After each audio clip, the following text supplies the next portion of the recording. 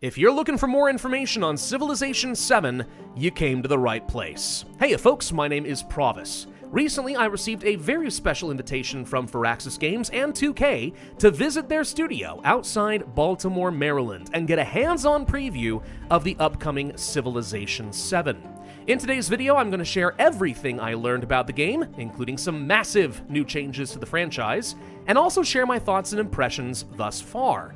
As a quick disclaimer before we begin, while 2K is not paying me to make this video, nor are they reviewing its content ahead of time, they did pay for my hotel and dinner during the event and suggested they may want to work with me in the future. I believe this video is as unbiased as I can make it, but keep all of that in mind. Also, the footage and the screenshots you'll see in this video were provided by Firaxis. I did not get to capture my own footage, so if what you're seeing does not line up with what I'm saying in the video, I apologize. Not much I can do about that. Let's get started. On August 8th, I met up with several other content creators in Baltimore and we took a quick shuttle to the studios outside the city. Inside, we were treated to a quick tour of the facility, including their design spaces, tributes to past work, and so on, and then we sat through a presentation showcasing the vision for the game. Finally, we had a 3-hour playtest. Now, one thing to keep in mind is that Firaxis uses a specific formula when developing a new Civ game. 1/3 of the game will be unchanged from the prior iteration, another third will take old mechanics and rework or update them to match the new vision, and the final third is entirely new features never seen before in a Civ game. I'm going to start this video by describing the vision presented to us, and then I'm going to focus on the new features because those are going to have the most substantial implication for the franchise. Afterwards, I'll talk about some of the updates and rebalancing I saw, and finally, close this video with my own thoughts. The vision for Civ 7 can really be centered around one mantra: history is built in layers. It is flowing and dynamic, with civilizations adapting over the centuries to new environments and challenges. One specific inspiration presented to us is the development of the city of London, which we obviously know as the capital of the United Kingdom today, but in its earliest days, it was not English at all. Rather, it was the Roman outpost of Londinium. Its identity shifted as the Anglo-Saxons eventually dominated the region, then again with the Norman conquests, then again under the Tudor dynasty, the Industrial Revolution, and so on through the ages. Today, the city bears little resemblance to what came before, yet it is inseparable from its heritage. With all of that in mind, the developers of Civ 7 wanted to reflect that changing tide and cultural evolution within this game, constructing what they hope will be a more engaging narrative. That leads us to the first major change. Ages have been completely reworked. Gone are the classical, medieval, industrial, and so on ages. Instead, the game is going to be broken up into only 3 ages: the Age of Antiquity, the Age of Exploration, and the Modern Age. Each of these ages will have specific objectives to complete, and some game mechanics will likely be age-specific, which we'll talk about later. But the most important thing to understand is that the entire world will progress through the same age together, and when it ends, the entire world will advance at the same time. There are a lot of strategic implications to this, which I will come back to in a while. Now, my playtest was restricted only to the Age of Antiquity. Once that concluded, I was finished playing, so everything that is informing this video is restricted to just that first section, the Age of Antiquity, which is really kind of like reading only one book out of a trilogy and then drawing your conclusions from that alone, so keep that in mind. Now, in my game, the Age of Antiquity had 4 specific objectives that you could fulfill. Those were scientific, cultural, economic, and military. Each of these objectives was split into several milestones, and completing each of these objectives would, presumably, have a legacy effect that could give your civilization an advantage in the next age and lend toward your victory condition. As an example, if you wanted to pursue the culture legacy, your first quest would be to build a wonder, then 2, then 4, and finally 7 wonders. If you could complete all 7 before the end of the age, you would unlock the full legacy. Science would focus on writing and developing codices for your library, which is something like religious relics from Civ 6, but for science.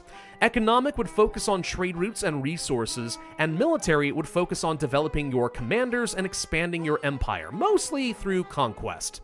Now, unfortunately, because my gameplay ended right as the age transitioned, I do not know exactly what bonuses you will receive for achieving those legacies or what options might become available to you later on.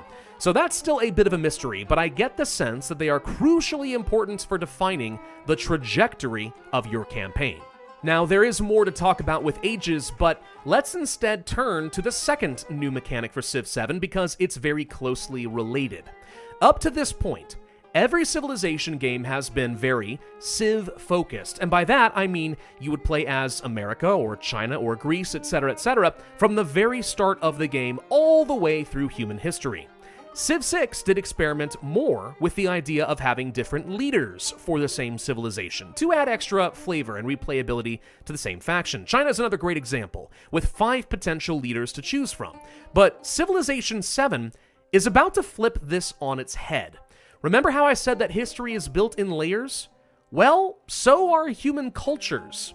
Civ 7 is looking to reflect this with evolving cultures between the ages. Now, a player will select a leader, a starting civilization, and every age, they will transition into a totally new civilization.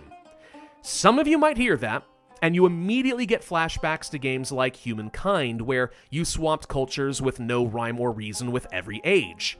Well, the good news is Civ 7 is looking to follow a more logical progression based on real-life cultures and geography. So the example presented to us is Hatshepsut. The game would strongly recommend pairing her with Egypt as your starting civ, though I'll note it is not mandatory to do that. And once you advance to the Age of Exploration, because you selected Egypt, then Songhai would be the next civ recommended to you. Likewise, you would be recommended to choose Buganda once you reach the Modern Age. Now that's at least better than swapping from Egypt to Korea to Mexico like we saw in Humankind. However, one added twist is that you can unlock other alternative cultures depending on your accomplishments during an age. If, in the Age of Antiquity, you happen to become a Horse Lord Raider, well, then instead of Songhai, you could elect to choose a civilization like Mongolia instead once you reach the Age of Exploration.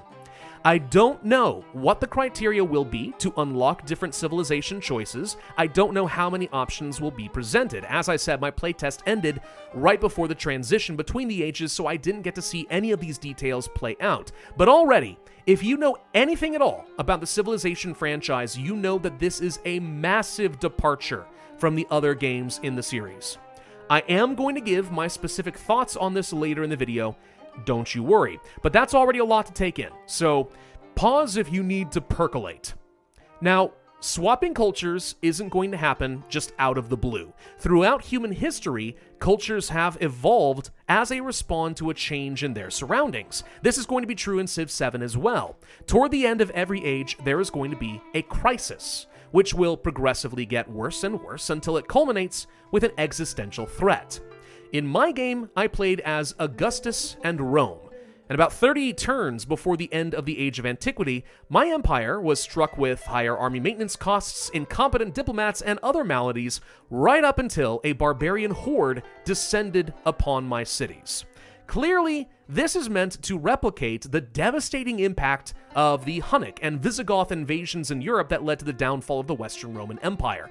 I strongly suspect that there will be a random rotation of crisis events in Civ 7 when it releases, but clearly the idea is to create a new narrative of outside and internal threats bearing down upon your nation rather than just the other players, and a new culture arises from the ashes. Unfortunately, that is all I can tell you about the new major mechanics of the game. As I said before, I have not seen the process of swapping cultures to understand if it is a seamless and intuitive process, and I do not know what new mechanics or objectives might be found in the future ages, nor why the legacy paths from the previous age are going to be so important. I can only speculate, which I will save for later in the video. Instead, let's turn our attention to a host of reworked mechanics, and there are a lot of them. Let's start with city development. I'll just go ahead and drop the Gandhi nuke on you.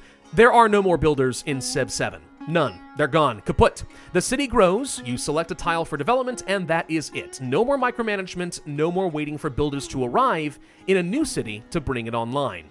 Instead, tile improvements are going to be broken up into two categories: rural and urban.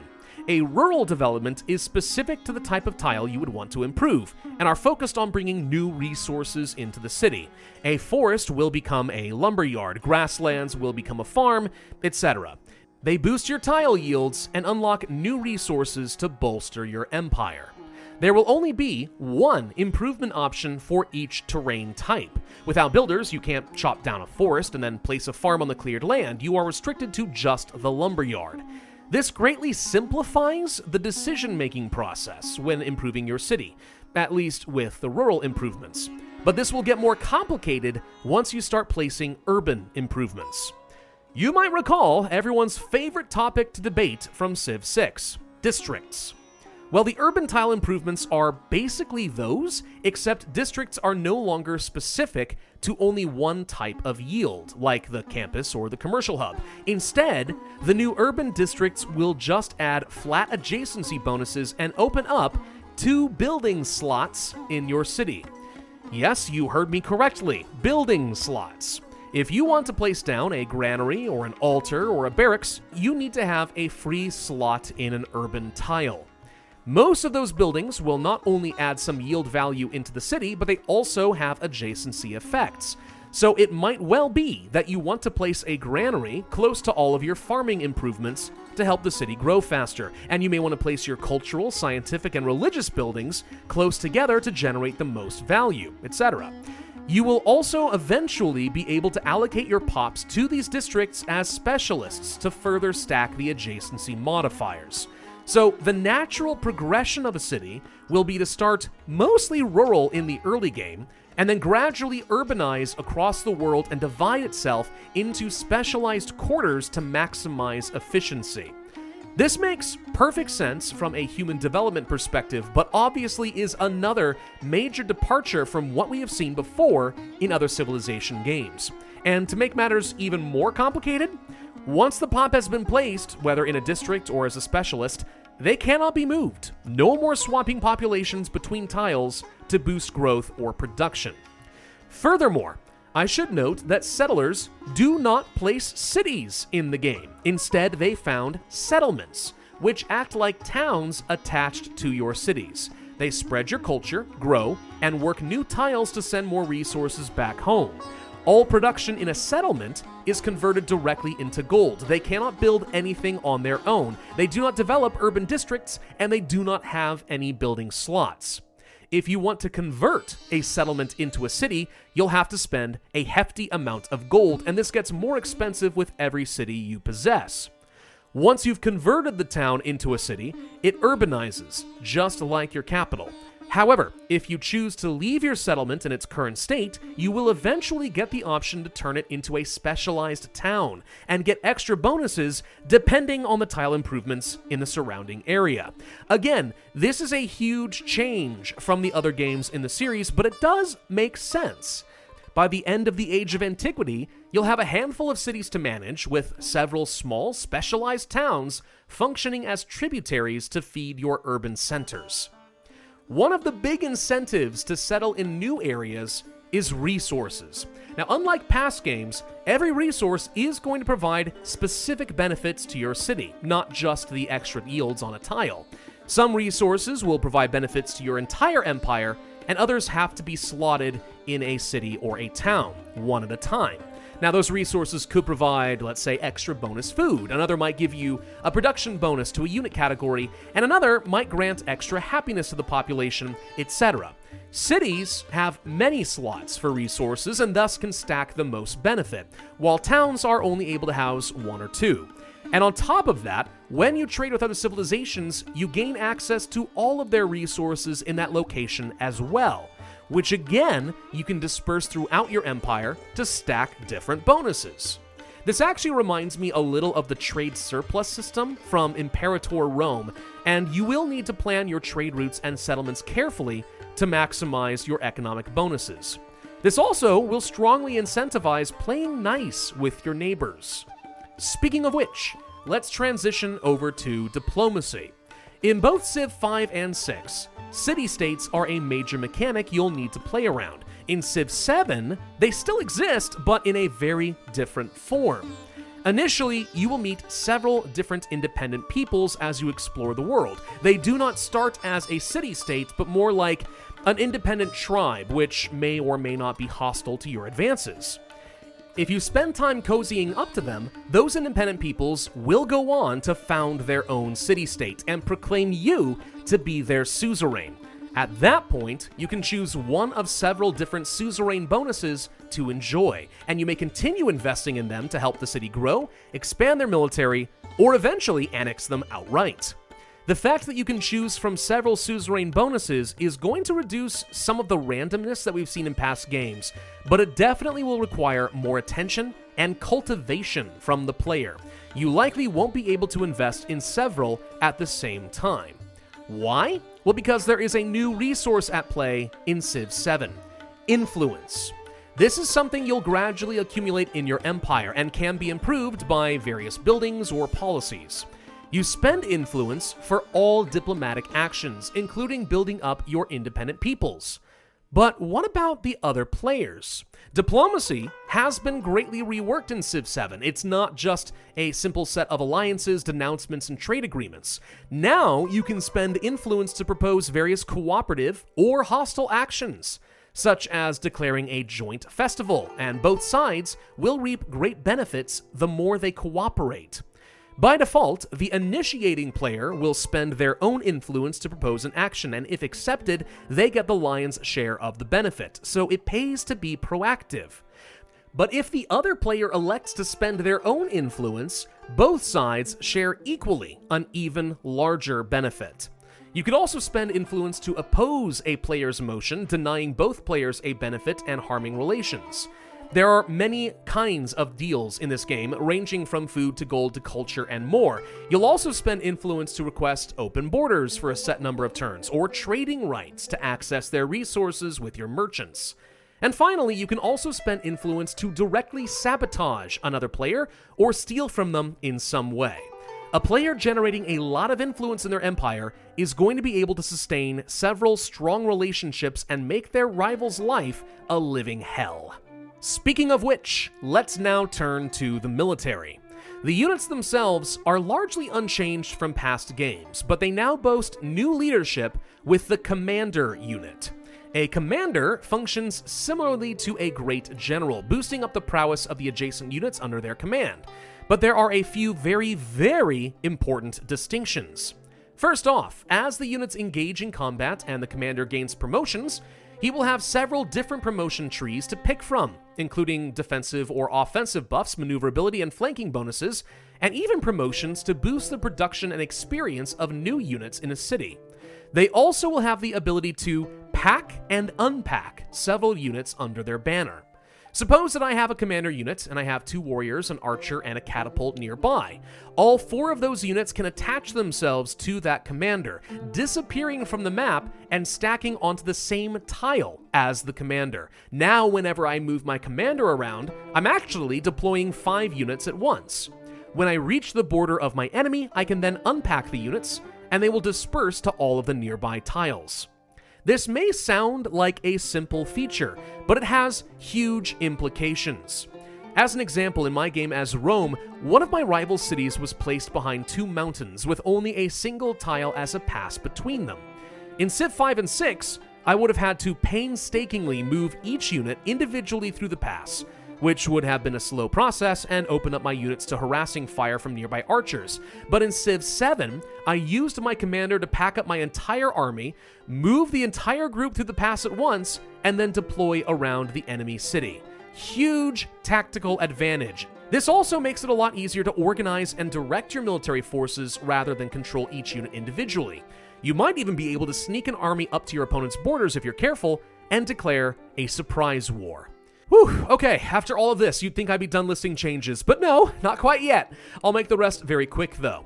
Amenities are gone. Instead, the game is going to bring back a simpler happiness system with several different resources, buildings, and wonders, boosting your empire happiness. You can accumulate happiness per turn, and once you reach a threshold, you'll enjoy a celebration. This will unlock a new social policy slot, which functions a lot like the policy cards from Civ 6, except you're not locked to military, economic, or diplomatic slots. Instead, they are open-ended, and you can pick any policy you have unlocked. The happier your empire, the more policies you can stack up.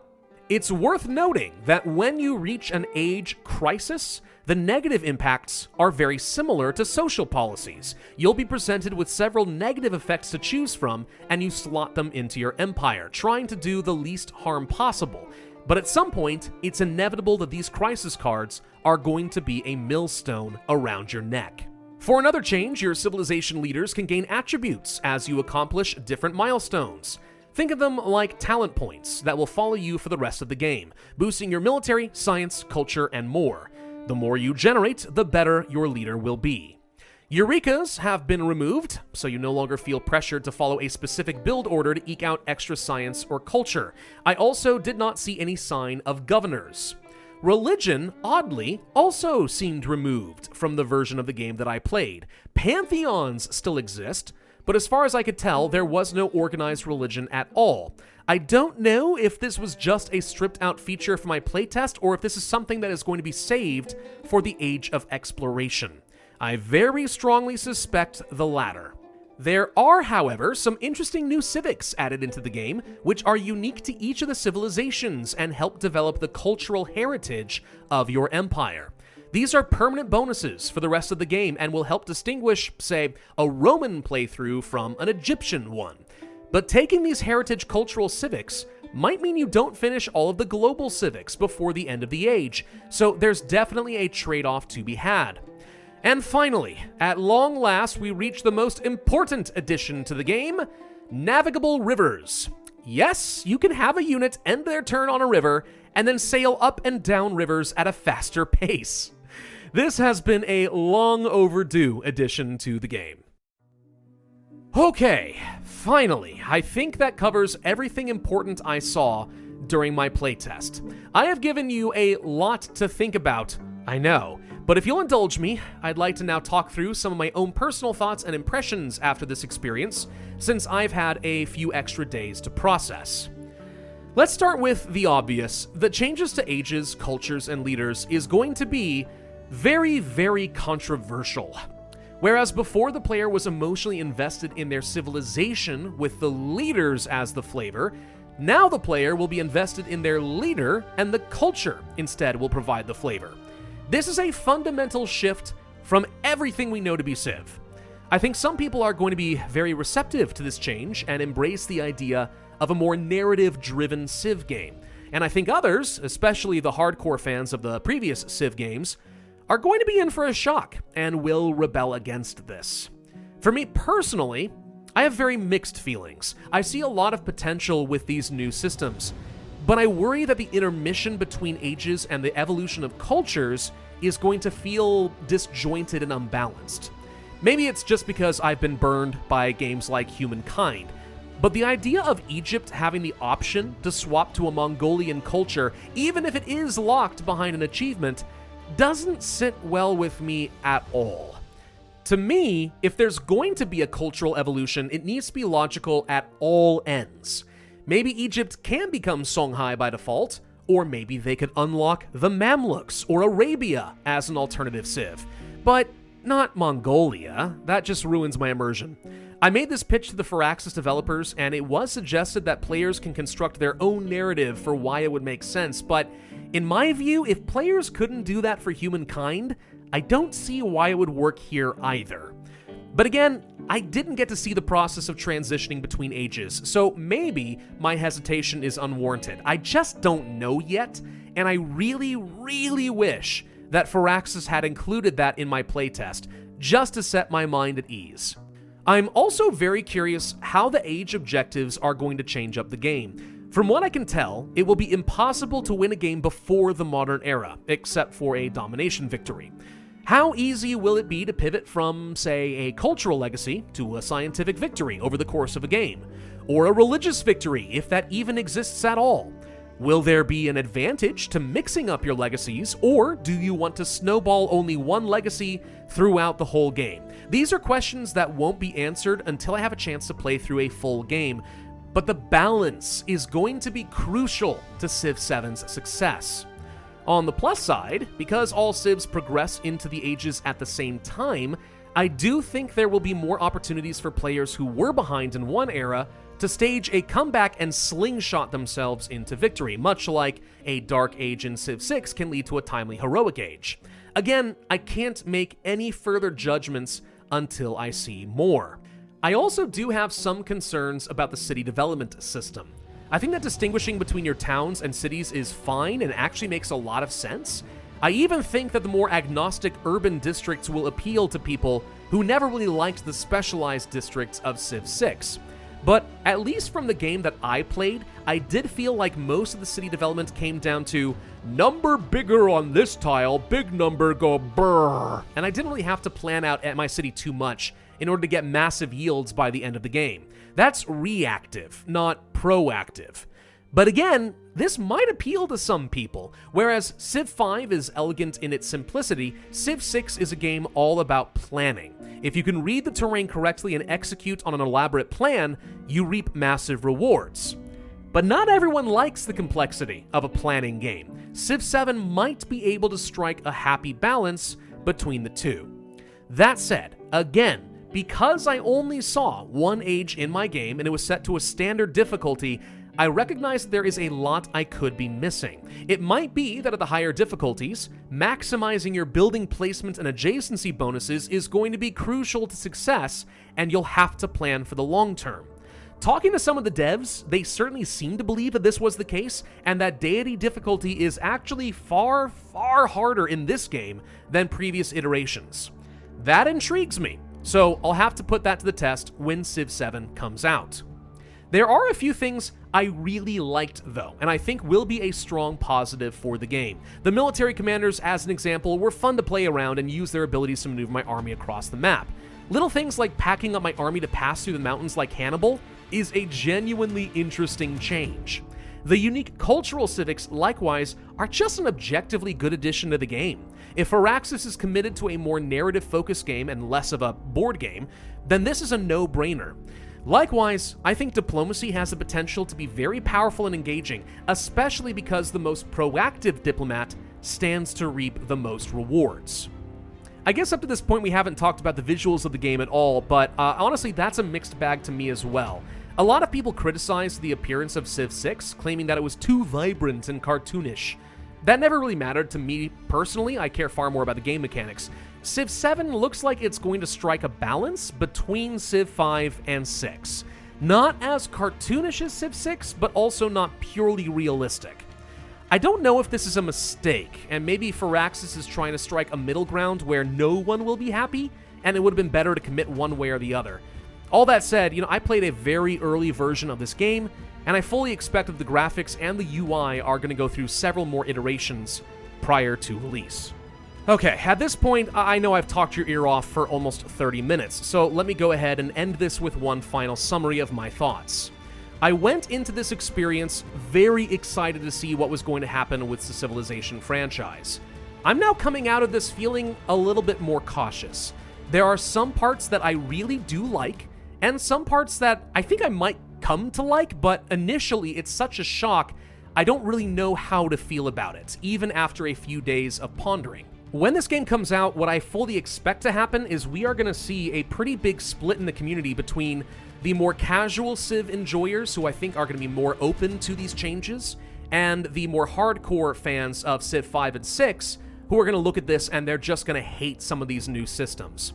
Now the thing is, we've seen this all happen before. I think a lot of people forget that when Civilization 5 came out, a lot of people didn't like the game. They didn't like the changes to the hex-based armies or city-states or the cultural trees. A lot of people just didn't like it and they fought against it. And yet now, sometime later, Civ 5 is considered to be one of the best games in the franchise.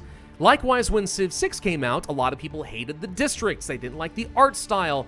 There were a lot of criticisms then too, and yet again, sometime later, we look back at Civ 6, and it is now a very well fleshed out game that has a very healthy community. The same thing might happen here with Civ 7.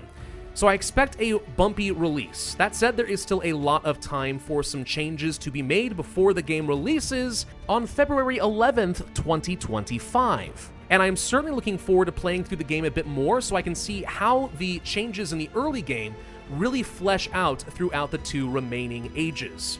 We will have to see. So like I said, at the end of the day, a lot of mixed feelings, some caution, maybe a little bit of optimism in some places, but I think we can all agree at the end of the day, this is going to feel like a very different Civ game. A good game perhaps, but nothing like what we have seen before. Before I end this video, I do want to say a big thank you to Firaxis and 2K for getting me involved with this event. This is obviously kind of a big moment in my YouTube career, and I really enjoyed my time talking with them. In fact, I was up until 1 a.m. talking with some of the Civ devs, going over these changes and expressing my ideas or my concerns, and they were very open to the feedback, which I know is tough. I'm in a creative field myself. When you've spent several years of your life put into this creative project, you really want people to take, this really excited attitude out of it. Oh man, it was so great. So when you hear a lot of people saying, I'm not sure about this actually, that's going to be a little bit crushing, but I think they handled it very, very well. They seemed receptive. I don't think they're going to be surprised by the reception here at all. They're ready for it, but they are convinced that what they have made is going to be the best possible Civ product. We will see. Thank you all very much for watching. I hope you enjoyed this video and found it informative. If you did, could you please do me a favor and hit that like button? It really does help. And of course, subscribe if you'd like to see my future content, including more Civilization 7. And lastly, go ahead and leave some comments down below. I'm very interested in knowing what you are thinking of some of these changes, where you see some potential and maybe where you see some pitfalls. I'm sure the Firaxis team would be interested in hearing your feedback. Other than that, my name is Pravus, thanks again, and I will see you guys next time.